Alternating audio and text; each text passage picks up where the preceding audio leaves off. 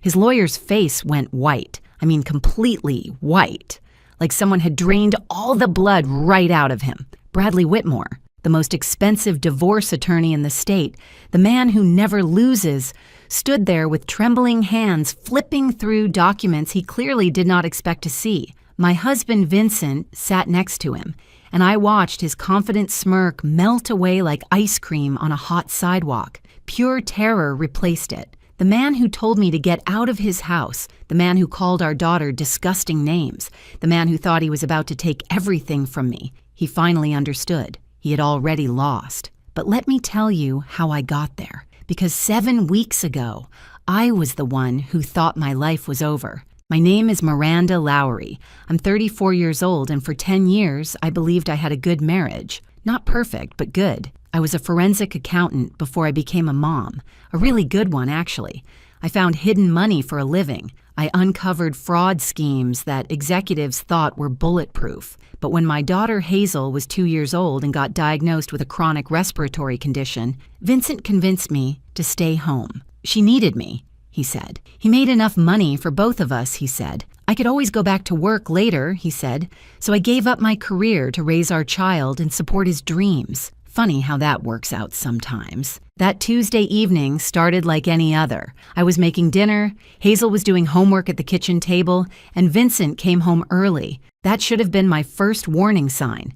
Vincent never came home early. He loosened his tie, sat down at the table across from our daughter, and calmly announced that he had filed for divorce. Just like that.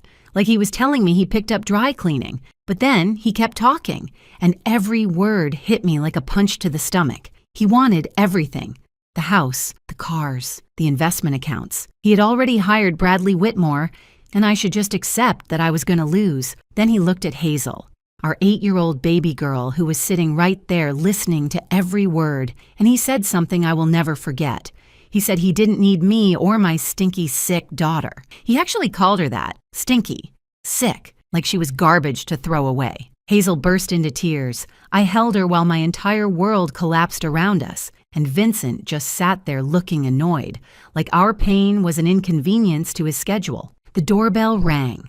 Of course it did, because when your life falls apart, there's always someone waiting to make it worse. Vincent's mother, Dolores, walked in without waiting for anyone to answer. She had a key, naturally. Dolores had boundary issues the way the ocean has water issues. She swept into my kitchen like she owned the place, which I suppose she now believes she did, and immediately started measuring the windows. Actually measuring them. She had a little tape measure in her designer purse, and she was checking dimensions for new curtains while my daughter sobbed in my arms. Dolores never liked me. From the day Vincent introduced us, she made it clear I wasn't good enough for her precious boy. I came from a regular middle-class family.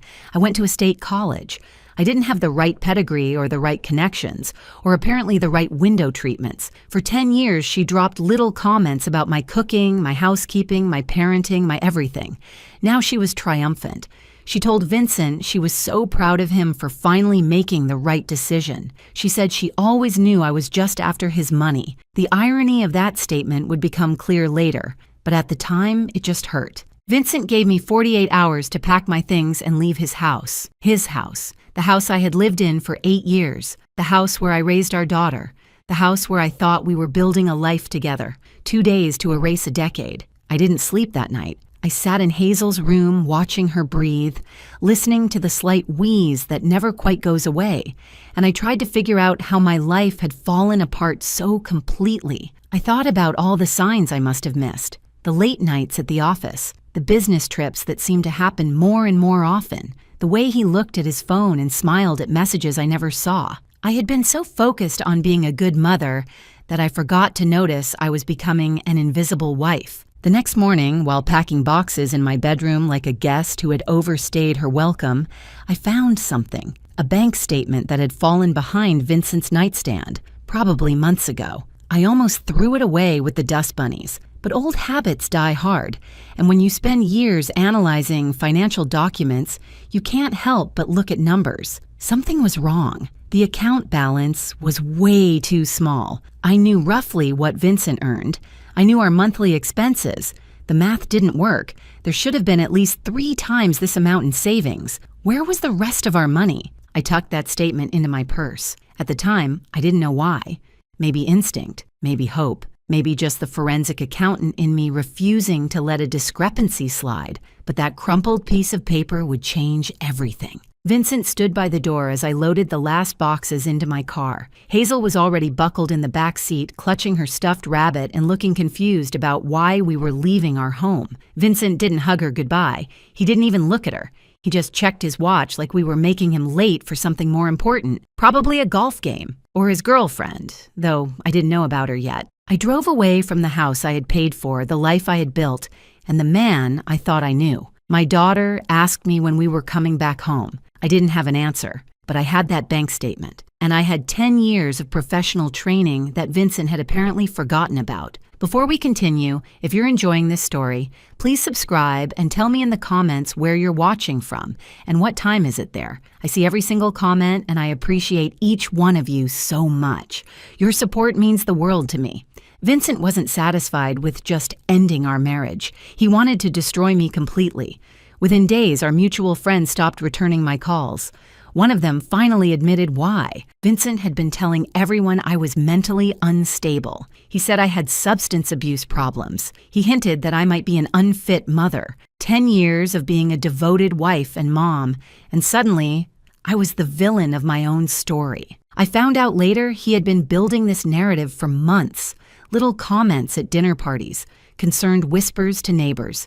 He was laying the groundwork for his perfect divorce before I even knew there was a problem. The man should have been a novelist instead of a real estate developer with that kind of creative fiction skills. But the worst part came in the mail 3 weeks before Vincent even filed for divorce. An explanation of benefits from our health insurance company, informing me that Hazel was no longer covered. He had removed her from his policy. My daughter, who needs regular treatments for her respiratory condition, who requires medication every single day, suddenly had no insurance. The first pharmacy bill arrived at our tiny rental apartment. I stared at the number and felt physically sick. That was more than our monthly rent for one prescription. This wasn't just about money anymore.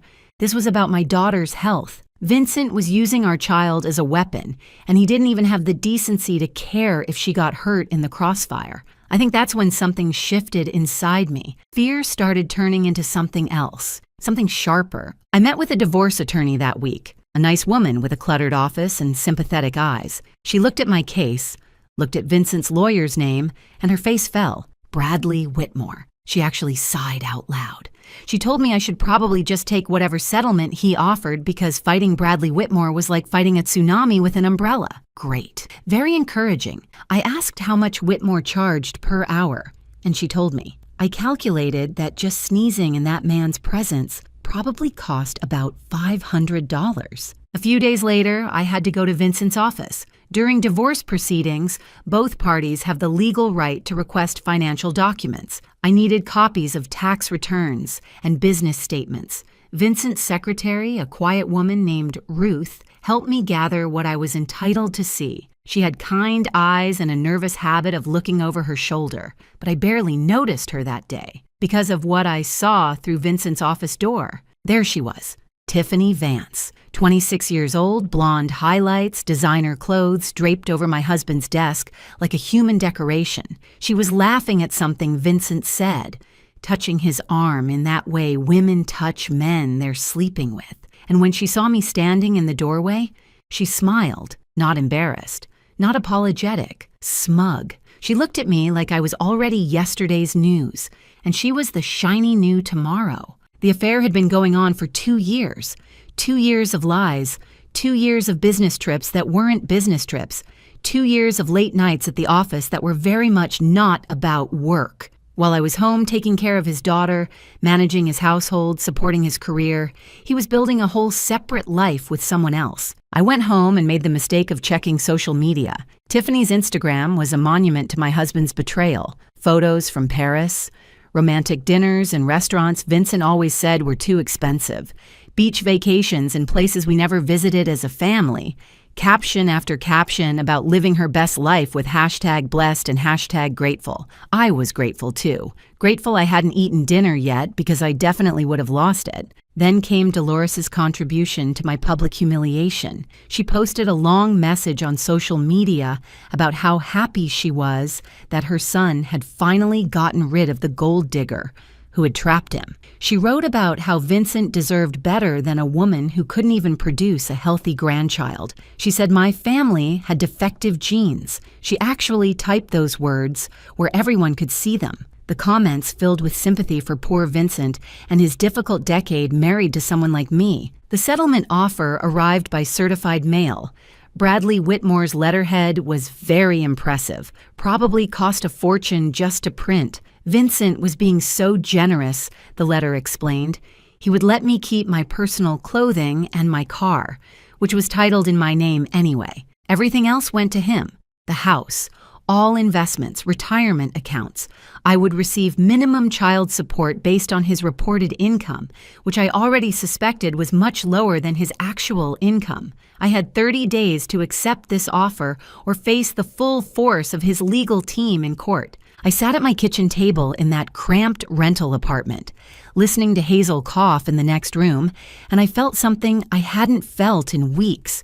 Not despair, not fear, clarity. Vincent had forgotten something important about me. He remembered the wife who made his dinner and raised his child and smiled at his mother's insults. He forgot the woman who used to tear apart fraudulent financial statements for a living. He forgot that before I was Miranda Carrington, the homemaker, I was Miranda Lowry, forensic accountant, and I was very, very good at my job. I pulled out that crumpled bank statement from my purse. The numbers still didn't add up, and now I was going to find out why. I hadn't used my forensic accounting skills in 6 years, but it turns out that kind of training doesn't disappear. It just waits, like a computer in sleep mode, ready to wake up when you need it. I started spreading documents across my kitchen table every night after Hazel went to bed. Bank statements, tax returns, credit card bills, anything I could legally obtain through divorce discovery, plus the records I had kept over the years because accountants are natural hoarders of paperwork.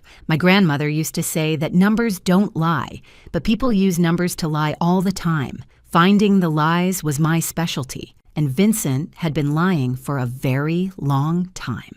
I called my old college roommate, Patricia Holbrook.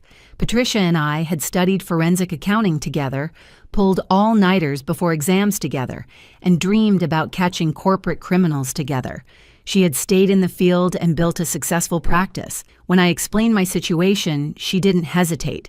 She said analyzing my husband's shady finances sounded like her idea of a perfect Friday night, and she was absolutely in. Patricia came over with wine, takeout Chinese food, and a legal pad. We spread everything out on my living room floor like a financial crime scene. Within 2 hours, she was pointing at numbers and making that face she used to make in college when she found something juicy. She told me my husband was either terrible at math or hiding a lot of money. I told her Vincent was actually excellent at math. She smiled and said then we were going to have some fun. Meanwhile, Vincent escalated his attacks.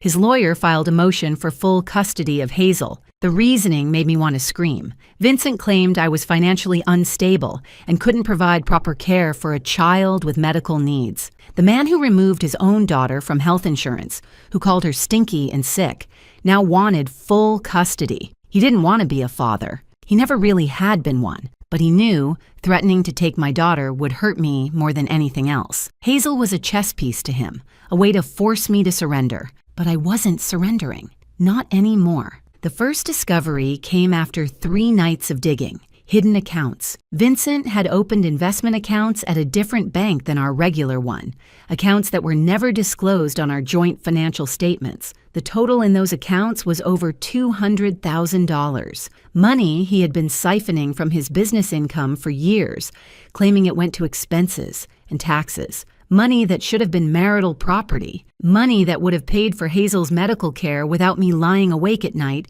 wondering how I would afford her prescriptions. But the house was the real revelation.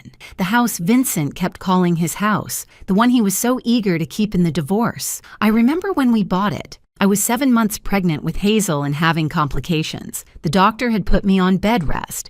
Vincent said he would handle all the closing paperwork. He brought me documents to sign, and I signed them because I trusted my husband completely. What a cute, naive thing I was back then. My grandmother had passed away in our first year of marriage. She left me $200,000. It was the most money I had ever had, and I wanted to use it to build something meaningful. We put $175,000 down on our house, my money, my inheritance. I have the bank transfer records. I have the closing statement showing that amount as the down payment. But when I finally looked at the deed, really looked at it, my name wasn't there. Vincent had put only his name on the title. He had taken my grandmother's money, used it to buy a house, and then made sure I had no legal ownership of it. I called Patricia at midnight to tell her. She asked if I had proof of the payment. I told her I had bank records, the original transfer, and closing documents showing the exact amount. She said Vincent was either incredibly arrogant or incredibly stupid, possibly both, and that we were going to bury him. But we found more, so much more. A shadow company registered in Delaware, offshore accounts in places I couldn't pronounce, a pattern of transactions that looked exactly like textbook embezzlement. Vincent wasn't just hiding money from me, he was hiding money from his own business partners. He was committing fraud on a scale that went way beyond divorce court. I thought about his partners. Nice men I had met at company dinners over the years. They had families too. They trusted Vincent. He was stealing from all of us.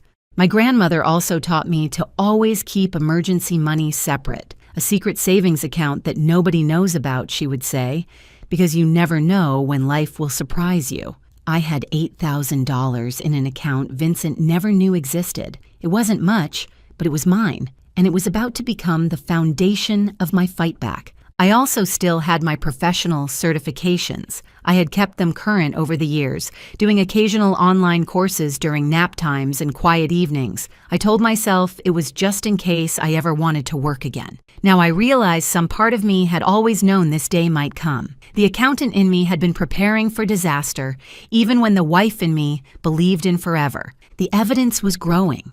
The pieces were connecting. But I needed help to put it all together in a way that would hold up in court. I needed a lawyer who wasn't afraid of Bradley Whitmore. I needed someone who would see what I saw, a path to victory hidden in Vincent's own arrogance. And I found her. Her name was Camille Ortega, and she worked out of a small office above a bakery downtown. No fancy reception area, no intimidating artwork. Just a desk covered in case files, and a woman who looked at me like she already knew I was going to win. Patricia had found her through professional connections. Camille had been practicing family law for 22 years, and she had beaten Bradley Whitmore twice. He still pretended not to remember her name at bar association events, which she found absolutely delightful. I couldn't afford her normal rates. I was honest about that from the start. But Camille looked through the evidence Patricia and I had compiled, and her eyebrows went up higher and higher with each page. When she finished, she leaned back in her chair and smiled. She said she would take my case on partial contingency, a small retainer now, and a percentage of whatever we won, because we were absolutely going to win. She called Vincent's case a house of cards built on quicksand during an earthquake. I liked her immediately. Patricia's loan covered the retainer. $8,000 from my grandmother's secret fund covered initial filing fees and document preparation. My grandmother had been gone for 9 years, but she was still saving me. I think she would have appreciated the poetry of that. Camille's first instruction surprised me. She told me to act defeated, let Vincent think he had already won, cry at the right moments, seem confused by legal procedures, make his lawyers comfortable in their arrogance. The more confident they became, the sloppier they would get. And sloppiness leaves evidence. So I played the role of the overwhelmed housewife who didn't understand big, complicated legal things. When Vincent's lawyer sent intimidating letters, I responded with meek requests for more time. When Vincent himself called to gloat about his inevitable victory, I let my voice shake. He told me I should just accept his generous offer and save myself the embarrassment of losing in court. I said I was thinking about it. He laughed and said that was the smartest thing I had done in years. Meanwhile, I was building a case that would end his career. Patricia and I worked every night. We documented every hidden account. We traced every suspicious transfer. We calculated every dollar that should have been marital property, but somehow ended up in Vincent's secret portfolios. The total wasn't $200,000 anymore. When we finished counting, it was over $600,000. $600,000 hidden from our marriage, hidden from the IRS, hidden from his own business partners. My husband wasn't just a cheater. He was a criminal. The evidence about Tiffany was almost funny. Almost. Vincent had bought her a car. A very nice car that cost more than I spent on Hazel's medical care in 3 years. He bought her jewelry, including a necklace worth $4,000 that I remembered seeing on the credit card statement and asking about. He told me it was a client gift. He also rented her an apartment so they could have their private romantic getaway spot 15 minutes from our family home. The receipts for all of this were in his business expense records, which he had claimed as tax deductions. So he wasn't just cheating on his wife. He was cheating on the IRS, too. They tend to frown on that sort of thing. Then Ruth came forward. Ruth, the quiet secretary with the kind eyes who had helped me gather documents that day at Vincent's office. She called me one evening, voice barely above a whisper, and asked if we could meet somewhere private. We sat in a coffee shop across town where nobody would recognize us, and she told me everything. Ruth had worked for Vincent for 9 years, almost as long as his company had existed. She had watched him build his business, watched him charm investors, and watched him slowly transform into someone she didn't recognize. She had seen the fraudulent invoices. She had processed the suspicious wire transfers. She had filed the paperwork for the shell company in Delaware. For years, she told herself it wasn't her business. She needed the job. She was a single woman approaching retirement with no safety net. But 5 years ago, Ruth's daughter went through a divorce, a terrible one. Her daughter's husband was wealthy and connected, and he took everything. Her daughter lost her home, lost custody of her kids for 6 months, almost lost her mind. Ruth watched her own child suffer while a powerful man used the legal system as a weapon. Sound familiar? When Ruth saw Vincent filing for divorce, saw how he talked about me and Hazel, something broke inside her. Or maybe something finally healed. She had been keeping copies of documents for years, just in case, she told herself. Just in case someone ever needed them. She handed me a folder that was 3 inches thick. It was everything. Records Vincent thought had been deleted. Emails he assumed were gone forever. The complete paper trail of his fraud, organized chronologically and cross-referenced by transaction. Ruth had been a secretary for 30 years, and apparently secretaries know where all the bodies are buried. Metaphorically speaking, of course. No actual bodies in this story. I asked Ruth if she understood what would happen when this came out. She would lose her job. Vincent would probably try to sue her. Her retirement plans would be complicated at best. Ruth smiled and said she was 62 years old and she was tired of being complicit in hurting good people. Some things matter more than a pension. Besides, she added, she had already applied for a job at her cousin's accounting firm. They were expecting her to start in a couple of months. Camille nearly cried when she saw Ruth's documents. She said this was the most beautiful evidence package she had ever received. We now had enough to win the divorce case 10 times over. But more importantly, we had enough to trigger federal investigations, tax fraud, wire fraud, embezzlement from business partners. Vincent wasn't just going to lose his divorce. He was going to lose everything he had ever stolen. We prepared 3 copies of the complete evidence file, one for the court, one that would be anonymously delivered to the IRS, because I am a good citizen who believes in paying taxes, and one that would arrive at the offices of Vincent's business partners 2 days before our final hearing. They deserved to know who they were working with. The hearing was scheduled for 7 weeks after Vincent filed for divorce, expedited because of the child custody issues and Camille's emergency motion regarding fraud in Vincent's financial declarations. The judge assigned to our case was Eleanor Fitzgerald, known for having zero tolerance for lying in her courtroom. Things were coming together. Vincent called me 2 days before the hearing. He sounded relaxed, happy even. He said he was looking forward to finally putting this behind us. He mentioned that he and Tiffany were planning a trip to celebrate after his victory. The Maldives. Very romantic. Very expensive. He suggested I use my settlement money wisely since it would be the last help I ever got from him. I said I appreciated the advice. I wished him safe travels. And I hung up the phone and laughed until I cried. He had no idea. No idea at all. The courtroom was smaller than I expected. Wood paneling, fluorescent lights, the faint smell of old paper and anxiety. I had dressed carefully that morning. Professional, but not flashy. The kind of outfit that says, I am a responsible mother, not a gold digger. Camille had coached me on this. Appearances matter, especially in family court. Vincent arrived with Bradley Whitmore like they were walking into a victory party. Expensive suits, confident smiles, the easy body language of men who had never lost anything important. Whitmore carried a leather briefcase that probably cost more than my monthly rent. Vincent winked at me across the courtroom. Actually winked, like this was all a fun game he had already won.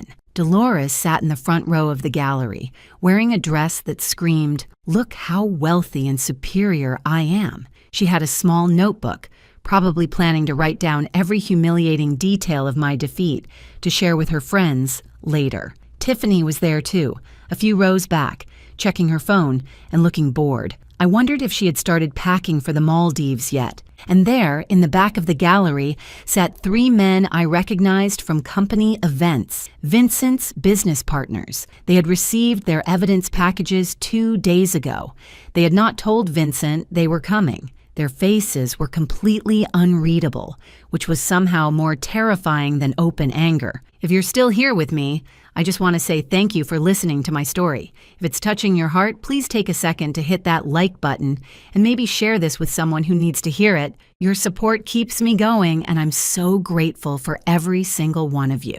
Now, let me tell you what happened next. Judge Fitzgerald entered, and everyone rose. She had gray hair pulled back in a severe bun and reading glasses perched on her nose. She looked like a librarian who had seen too much nonsense in her life and had no patience left for any more.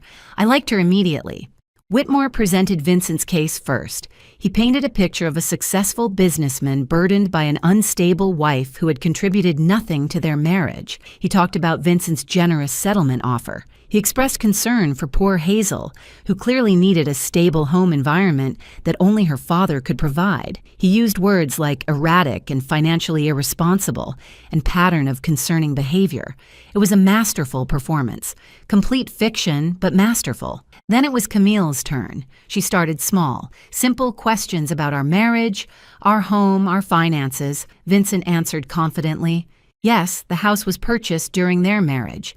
Yes, it was titled in his name only. No, his wife had not contributed to the purchase. She was not employed at the time. Camille nodded thoughtfully. Then she introduced Exhibit A, the bank records showing a wire transfer of $175,000 from my personal account to the closing company 8 years ago. The amount exactly matching the down payment on the house, the date exactly matching the closing date, the memo line reading house down payment in my own handwriting. Vincent's smile flickered. Whitmore leaned over to whisper something. The judge's eyebrows rose. Camille introduced Exhibit B, documentation of my grandmother's estate, showing the inheritance I received. The source of those funds traced clearly from her accounts to mine to the house purchase, a house that Vincent claimed I had not contributed to. The judge asked Vincent directly if he had any explanation. He stammered something about joint finances and marital contributions being complicated. She did not look convinced. Then came the hidden accounts, Exhibit C through Exhibit J. Investment portfolios totaling over $600,000. Accounts opened solely in Vincent's name at banks I had never heard of. Deposits that matched exactly with discrepancies in his reported business income. Money that should have been disclosed as marital assets. Money that had been hidden from me and from this court. Whitmore's face changed. The confident lawyer mask slipped, revealing something like panic underneath. He objected repeatedly. The judge overruled him repeatedly. Vincent was no longer smiling. He was staring at the documents like they might burst into flames if he concentrated hard enough. Camille introduced the shell company records, the offshore accounts, the pattern of transactions that spelled fraud in letters a mile high. She explained calmly that these documents had also been provided to Mr. Carrington's business partners, who were present in the courtroom today. She added that the information may also be of significant interest to certain federal agencies. Vincent turned around and saw his partners for the first time. The color drained from his face. One of them, a man named Gregory, who had always been friendly to me at holiday parties, just shook his head slowly. The disappointment in his eyes was devastating. Bradley Whitmore asked for a recess. His hands were actually trembling. The legendary lawyer who never lost, who charged $500 just to think about your case, was coming apart at the seams. Judge Fitzgerald denied the recess. She wanted to see where this was going. Camille introduced the evidence of Vincent's affair, the car he bought for Tiffany, the apartment he rented for their meetings, the jewelry, including that $4,000 necklace, all claimed as business expenses, all deducted from taxes. She noted that this appeared to constitute tax fraud in addition to marital fraud. I glanced at Tiffany. She was no longer looking at her phone. She was looking at the exit. Survival instinct finally kicking in, I suppose. She slipped out of the courtroom quietly, probably realizing that the Maldives trip was not going to happen and that being associated with Vincent Carrington was about to become very uncomfortable. Dolores sat frozen in her seat, mouth hanging open slightly. The notebook lay forgotten in her lap. This was not the story she had planned to tell her friends. Vincent tried to speak. He said this was all lies, all fabrications, that I had somehow manufactured evidence to destroy him. Judge Fitzgerald cut him off. She had seen a lot of cases in her career, she said. People lied to her all the time. But the audacity of lying this extensively, this brazenly, while committing fraud against a spouse, business partners, and the federal government simultaneously was genuinely impressive. And not in a good way. She looked at Vincent the way you look at something unpleasant stuck to your shoe. Then she looked at me, and for just a moment I saw something like respect in her eyes. Judge Fitzgerald's ruling was everything I had dreamed of and more. Full custody of Hazel to me. The house, which I had paid for with my grandmother's inheritance, transferred entirely to my name. 70% of all marital assets awarded to me due to Vincent's fraud, hidden accounts, and perjury before the court. Full child support calculated on his actual income, not the fake numbers he had reported. Medical expenses for Hazel covered completely, and Vincent was ordered to restore her health insurance immediately, retroactive to the day he had removed her. The man who said he wanted everything was about to lose everything. The man who told me to get out of his house was now legally required to get out of my house. The man who called his daughter stinky and sick would spend the next 10 years paying for her care, whether he liked it or not. But the court ruling was just the beginning of Vincent's collapse. The federal investigation started within 3 weeks. Tax fraud is not something the IRS takes lightly, especially when it's documented this thoroughly. His assets were frozen pending investigation. His passport was flagged. The Maldives would have to wait, possibly forever. His business partners filed their own lawsuit. Embezzlement from a partnership is a serious matter, and Gregory and the others were not feeling forgiving. They wanted their money back plus damages. Vincent's lawyers, plural now because Whitmore had mysteriously developed a scheduling conflict that prevented him from continuing representation, were billing hours they would probably never collect. Dolores stopped posting on social media. Her friends had seen the court documents, which were public record. The gold digger story didn't hold up well when everyone could read about her son's $600,000 in hidden accounts and his ongoing federal investigation. I heard through mutual acquaintances that she had taken down all her posts about the divorce and was telling people she had always had concerns about Vincent's character. Some things never change. Tiffany disappeared from Vincent's life approximately 45 minutes after the court ruling. The apartment he had rented for her was in his name, and with his assets frozen, rent was no longer being paid. The car was repossessed 2 weeks later. I don't know where she went, and I found that I genuinely did not care. She was a symptom, not the disease. Vincent had plenty of problems that had nothing to do with her. Ruth retired on schedule. She sent me a card congratulating me on my victory, with a pressed flower from her garden tucked inside. She wrote that her daughter had cried happy tears reading about the case, and that sometimes justice really does win. I framed that card. It sits on my desk at my new job. Because yes, I went back to work. It turns out that forensic accountants who can uncover massive fraud schemes are in high demand. Patricia recommended me to several firms, and I had 3 job offers within a month. I chose the one with the best health insurance and the most flexible schedule for a single mom. My skills had been sleeping for 6 years, but they woke up ready to work. Hazel and I moved back into our house. I let her pick new colors for her bedroom, and she chose purple with silver stars. We adopted a cat from the shelter because Hazel had always wanted one, and Vincent had always said no. She named him Biscuit, and he sleeps at the foot of her bed every night. Her breathing is better now. Regular treatment, proper medication, a stable home where she feels safe and loved. She still asks about her father sometimes. I tell her the truth in age-appropriate ways. He made some bad choices. He has to deal with the consequences. We will be okay. Last month, I ran into Vincent at the grocery store. He looked smaller somehow, diminished. The expensive suit was gone, replaced by wrinkled khakis and a shirt that needed ironing. He saw me and opened his mouth like he wanted to say something, but no words came out. I walked past him without stopping. I had nothing left to say to him. Some people think being quiet means being weak. Some people confuse patience with surrender. And some people really should pay more attention to their wife's career history before trying to steal everything she has. My grandmother used to tell me that the universe has a long memory and a good sense of timing.